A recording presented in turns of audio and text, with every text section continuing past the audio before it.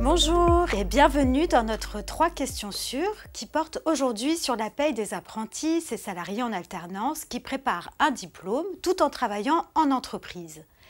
Selon le principe du 3QS, nous vous avons demandé quelles étaient vos questions. Nous en avons sélectionné 3.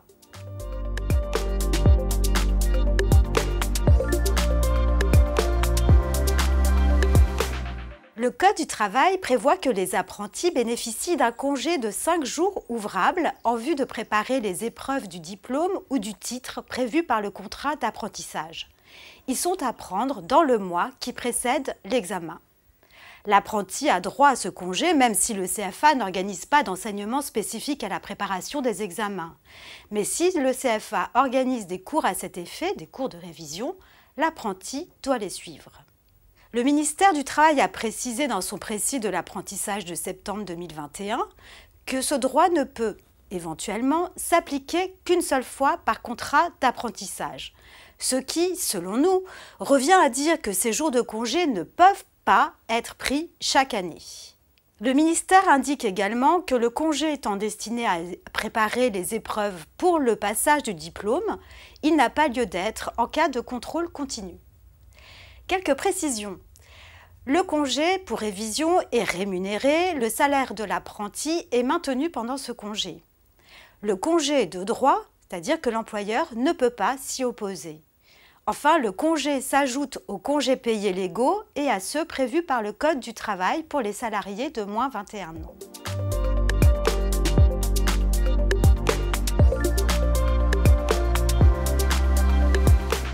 Alors l'employeur, s'il met en place le dispositif des titres restaurants dans son entreprise, doit en faire profiter tous les salariés, y compris les apprentis, dans les mêmes conditions que les autres salariés. Il n'y a donc aucun doute sur l'attribution des titres restaurants aux apprentis pour les jours où ils travaillent dans l'entreprise. Sur la question de savoir si l'employeur doit les attribuer pour les jours où l'apprenti est au CFA et non pas dans l'entreprise, la réglementation ne le prévoit pas expressément. Toutefois, le Code du travail prévoit d'une part que le temps consacré par l'apprenti à la formation dispensée dans les CFA est compris dans l'horaire de travail. D'autre part, que la durée du travail de l'apprenti inclut le temps passé en formation.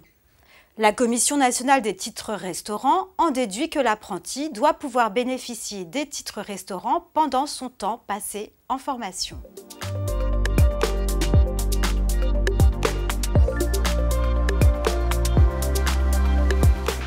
Sauf disposition conventionnelle ou contractuelle plus favorable, l'apprenti perçoit une rémunération fixée en pourcentage du SMIC ou, à partir de 21 ans, du salaire conventionnel.